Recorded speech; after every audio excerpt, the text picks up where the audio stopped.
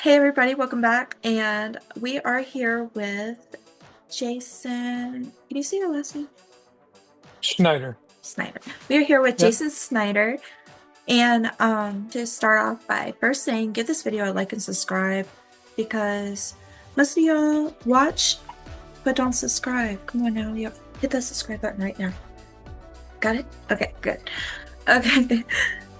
Um, so Jason, can you start off by giving us a little introduction of yourself? Tell us about who you are and what you do. Sure. So my name is Jason Schneider. I am co-founder of LEP Productions. I'm also co-founder of Dark Realm TV Network. It's a new streaming network on Roku and Amazon Fire. We do all paranormal, horror, cryptid, UFO, urban legend, thrill-seeking podcasting, um, that whole genre. We started November 1st. And we have actually been able to put new content out weekly since November 1st. We are extremely proud of that. Also, with our LEP Productions, we do a lot of different filming, movies, indie movies, and that kind of stuff. I am also an actor, director, and producer. I've been doing that for 10 plus years. I work a lot with other production companies as well. Um, Recently, I have partnered up with Los Bastards Productions, which is Scott Tepperman from Ghost Hunters International. Him and Jim O'Rear actually have Los Bastards Productions. We have been working together and we have built the Cruel Summer franchise, which the first three Cruel Summer films are actually out on Tubi, Fossum, and Amazon right now.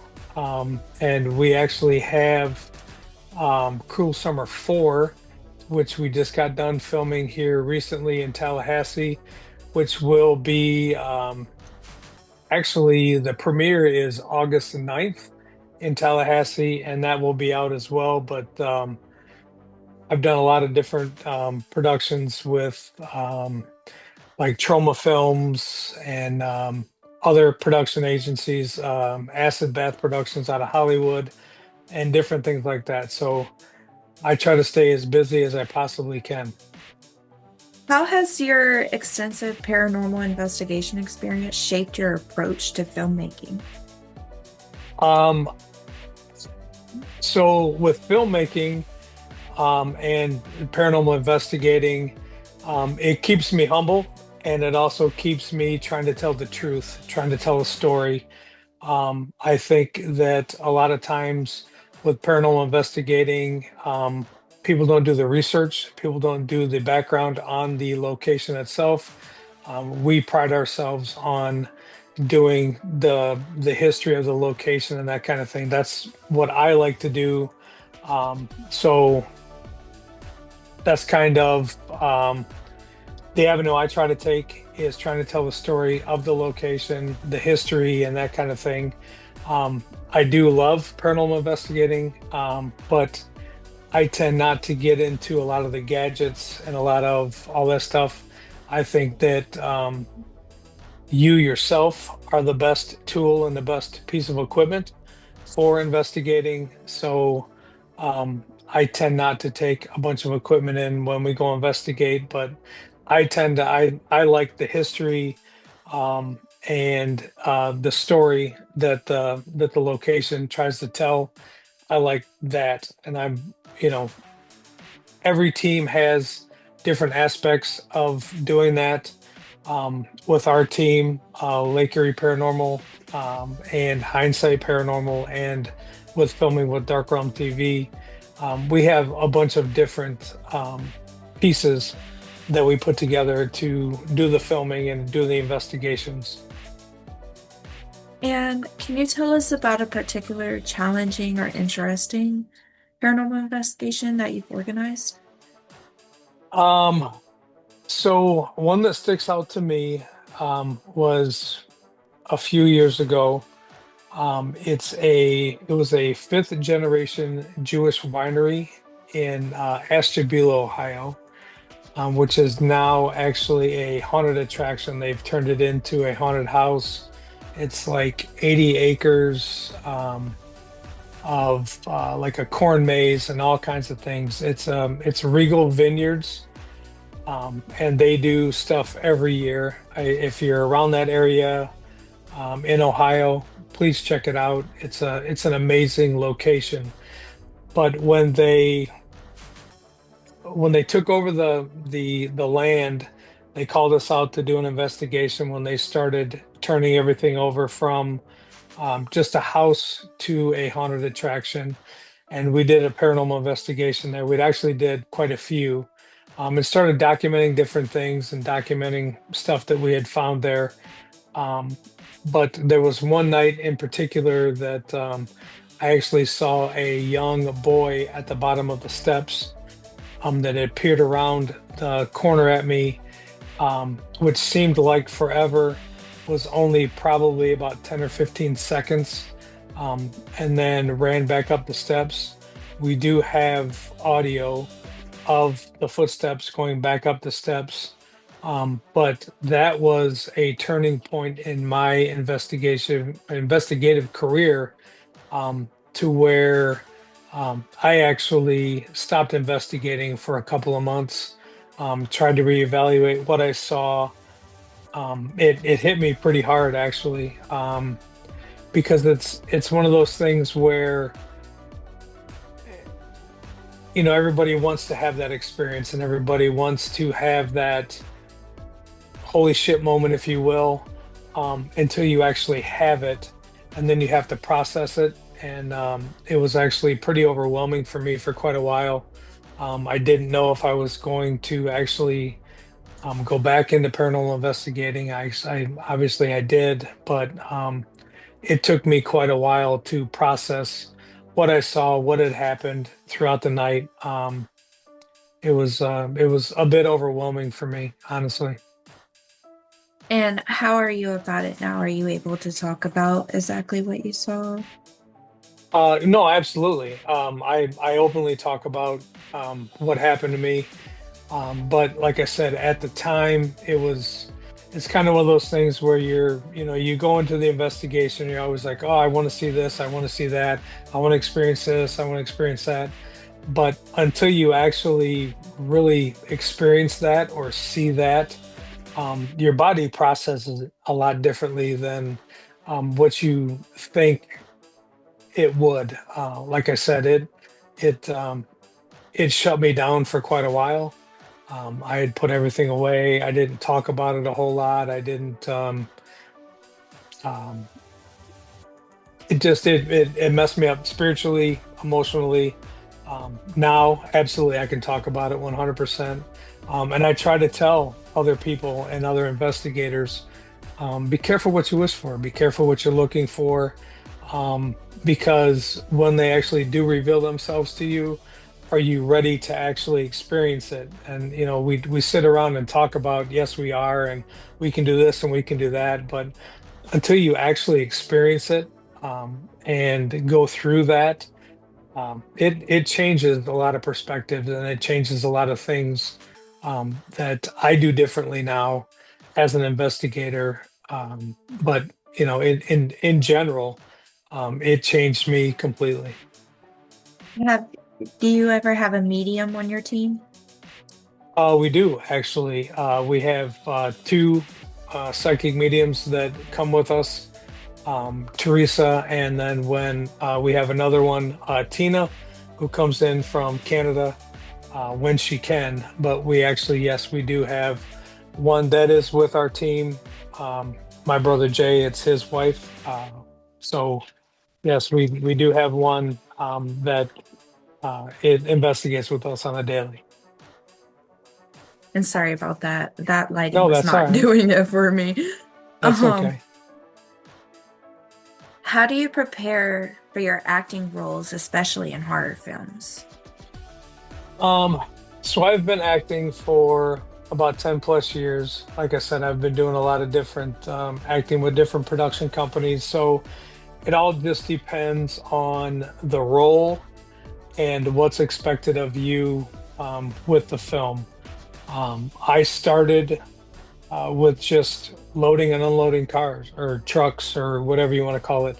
I started as a grip. I started, you know, taking in lights and taking out lights and that kind of stuff. And then when needed, they would ask me to do different things, and that kind of progressed over time. I've always um, been intrigued with acting, but over the course of the past 10 years, I've actually had a lot of opportunities to work with a lot of different people and a lot of different actors and actresses from Hollywood and other places that uh, has been very detrimental to my career and my acting, and very humbled by the experiences that I've been able to do and the films that I've been able to be attached to over the course of time. And what is your most favorite film that you've made so far? So right now we have a franchise. It's called Cruel Summer. It's streaming on Tubi. It's streaming on Fossum. It's streaming on Amazon. It's also available on a hard copy at screamteamreleasing.com. Um, that has been my most favorite um, set of films to work on. Um, the character that I play is Detective Jake Fasano, and it starts with Cruel Summer 1, where I'm just a little bit a part of it, and then 2 and 3, and now we just filmed 4, where the characters build and build and build. I've been privy to share screen time and act with Santiago Cirillo, who was Julio in The Walking Dead. Cruel Summer 4 also has John Dugan, who was Grandpa in the original Texas Chainsaw Massacre. Um, my wife in Cruel Summer 3 was Beatrice Bupley, who was Amanda Kruger, Freddy Krueger's mom in Nightmare on Elm Street. Oh, wow. Um, Courtney Gaines was Malachi from Children of the Corn, is also in Cruel Summer Oh, 4. sorry. Uh, Felicia Rose was also part of Cruel Summer 3. So the Cruel Summer franchise has had numerous people involved, and I've been able to act and have just partake in a lot of different things with a lot of these actors. We also have Rochelle Davis, who was Sarah in the original Crow. She's in Cool Summer 4 as well. So these actors, it's been fun to do this whole trilogy and now into Cruel Summer 4 and to be a part of this. I have helped produce a lot of these as well with Scott Tepperman, like I said, who's the director and writer with the Cruel Summer franchise. It's just been a lot of fun, and those are some of the greatest films that I've ever been a part of. But like I said, I'm also working on Never Blink, which is coming out on Apple, which is a film with the Booth brothers. I don't know if people are familiar with Christopher and Philip Booth, but they wrote and produced this one. It's called Never Blink, which is another great film that I was privy to do. I've done stuff with Trauma Films with Lloyd Kaufman. Those are all fun films as well. But the original Cruel Summer franchise holds near and dear to me because I was actually able to help produce these as well. But the camaraderie and being able to act and share scenes with iconic Hollywood horror people is something that I'll hold true to me, and it's definitely an honor to do. It is. It's amazing just getting to talk to you and getting to talk to other people that come onto this podcast.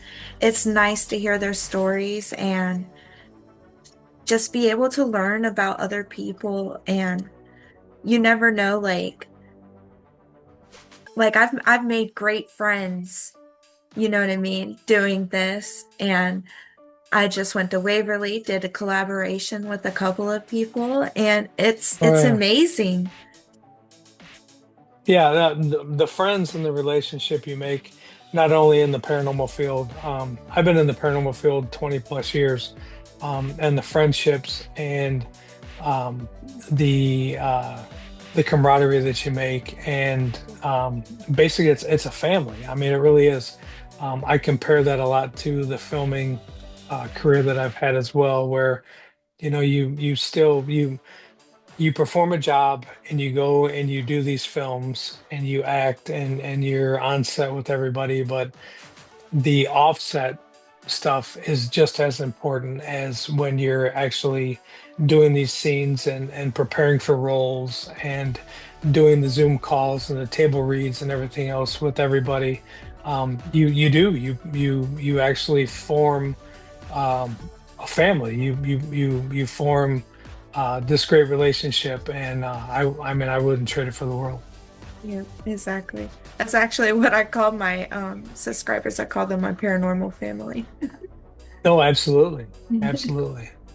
What's the most valuable lesson you've learned in your 20 years of paranormal experience investigations? Ooh, the most valuable lesson.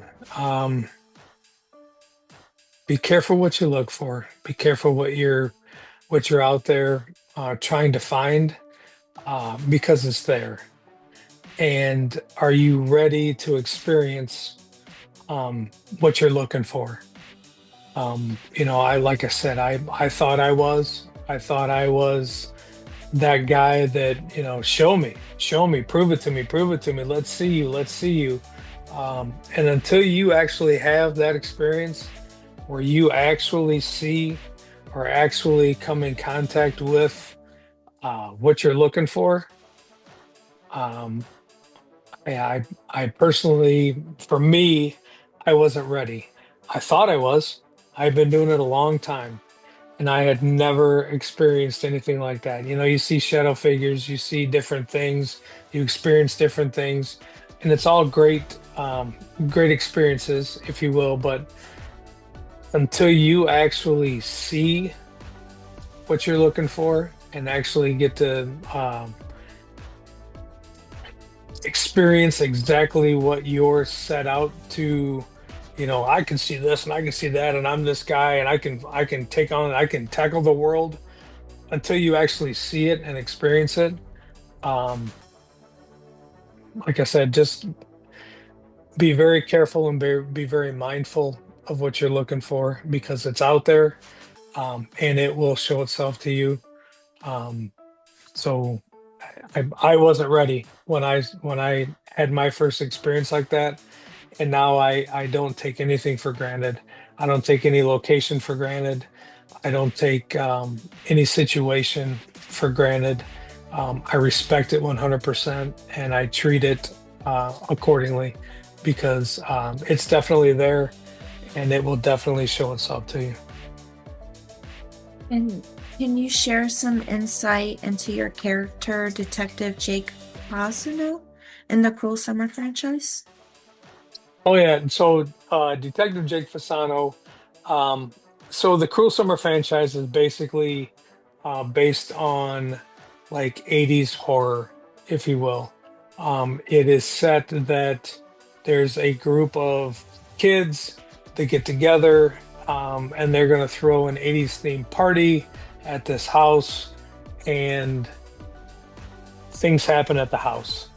And the franchise builds off of what happens to them and um, the people that are chasing them and all that. My character is actually I respond to a call that involves the kids, and then I actually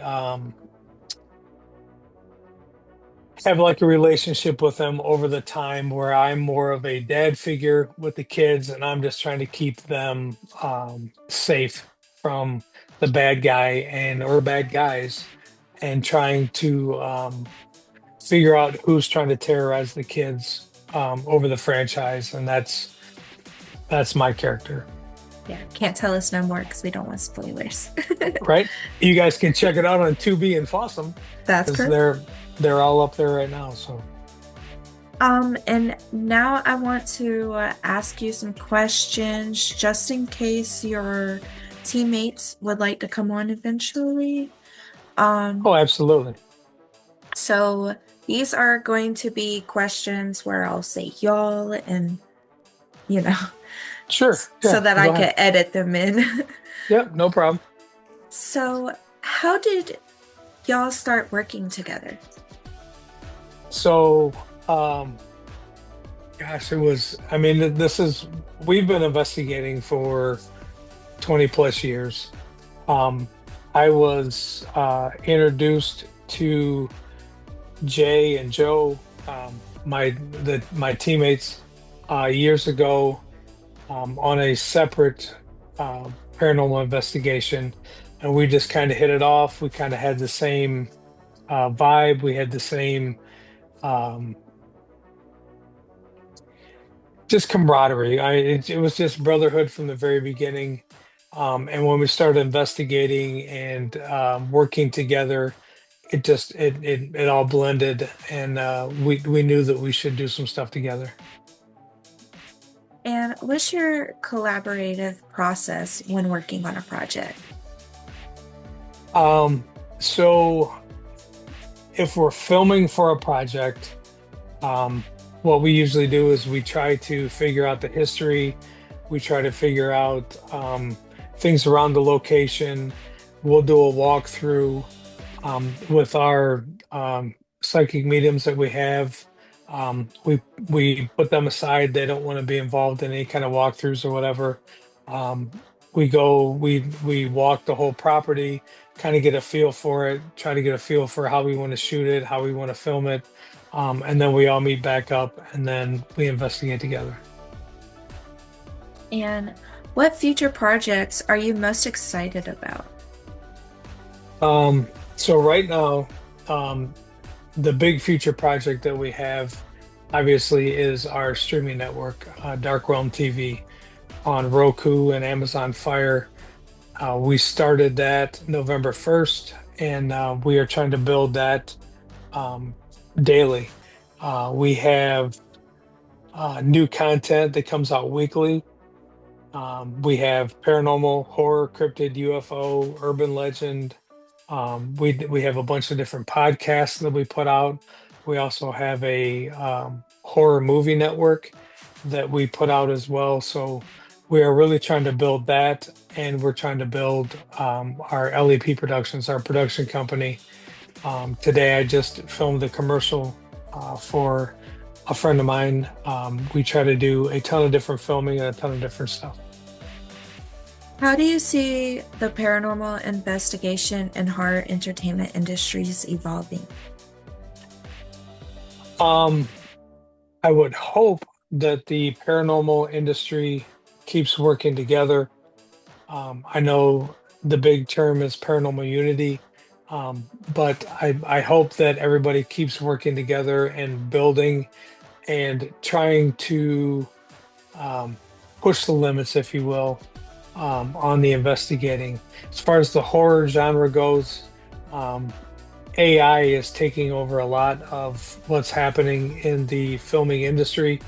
I just hope that indie films and indie movies and the creation of indie projects keeps moving forward. And what advice would you give to aspiring filmmakers and paranormal investigators? And follow your dreams and do you. Don't let anybody tear you down. Don't let anybody tell you that you can't do this or you can't do that or that idea is stupid or that'll never work. Um, do you. Follow your dreams. My buddy Santiago, who was on The Walking Dead, always says, follow your dreams, live life. Um, don't let anybody tear you down. Don't let anybody tell you it's a bad idea. If it's something you want to do, if it's a project you want to do or a project you want to film or your passion is there, do it because you'll always second guess yourself at the end and be like, man, I wish I would have. I wish I would have. Don't sit back and wish you would have. Go do it. Put it out there. Give it 110%, but don't ever give up on yourself.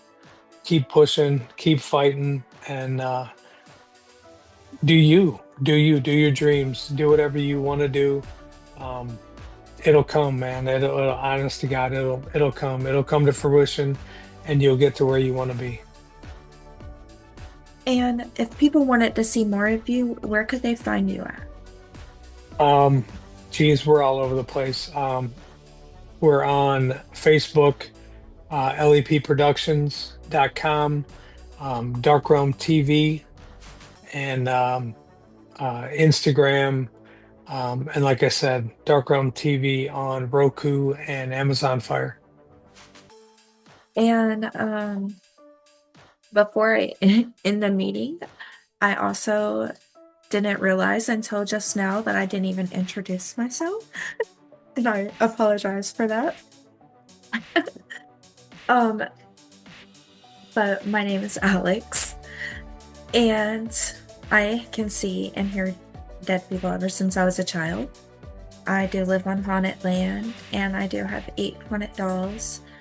Um, I have 3 kids, and I just got engaged.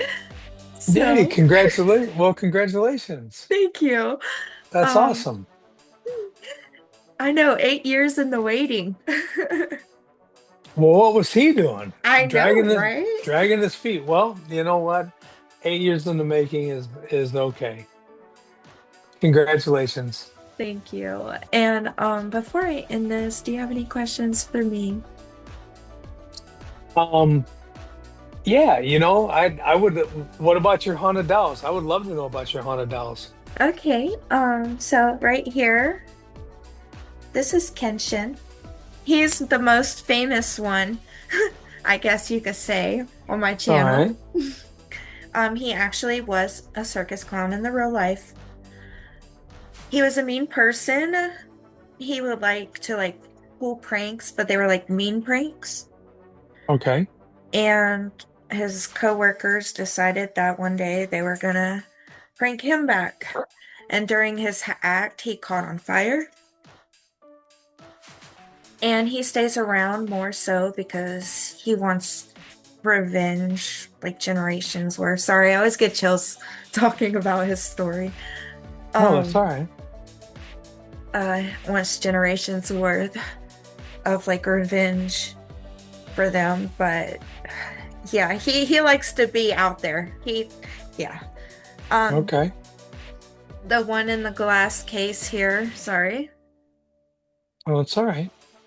The one in the glass case here was my first haunted doll, but she doesn't really stick around. Her name was Alia, but yeah, she comes and goes. She's I don't know. I don't know where she goes Okay. really. This is Okay. Charlie. So he was my second one. And Charlie died from a car crash.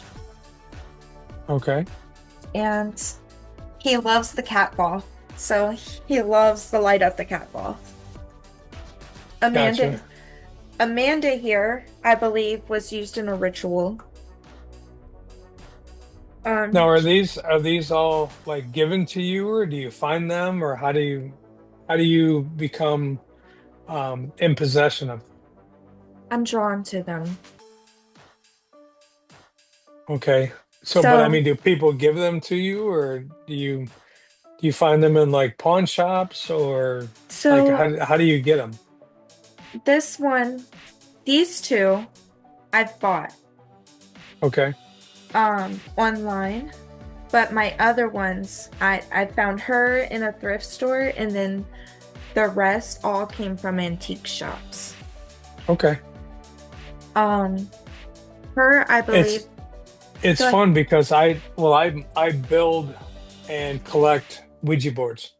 So like my whole wall, but I make them, but I also collect them. I mean, like I have um I have probably 40 of them in the Oh, house.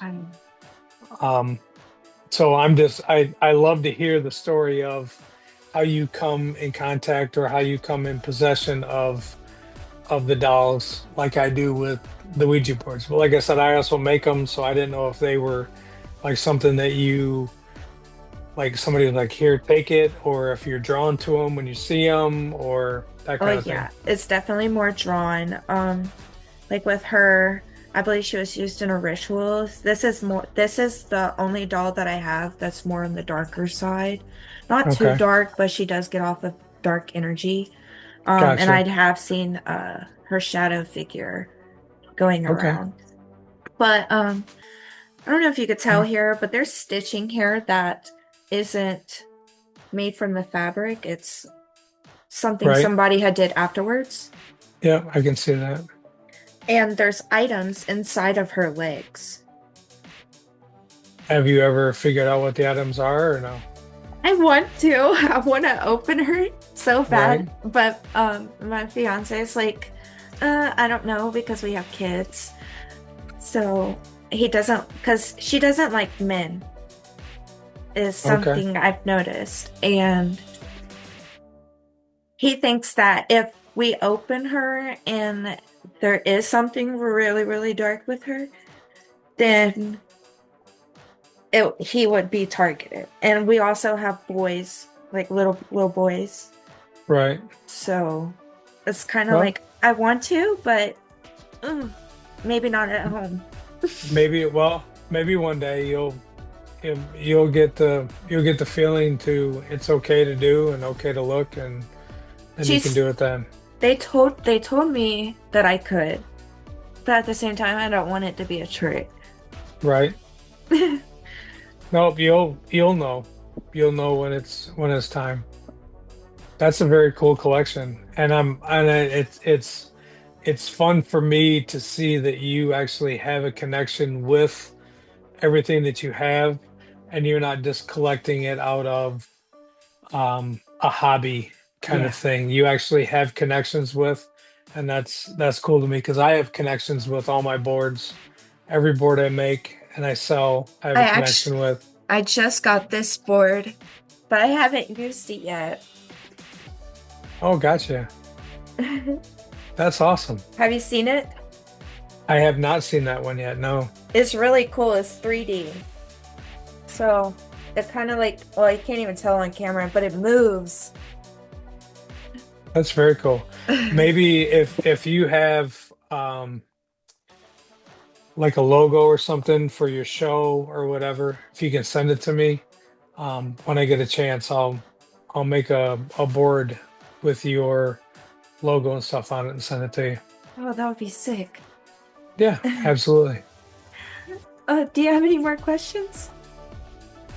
No, I appreciate you opening up and having me on.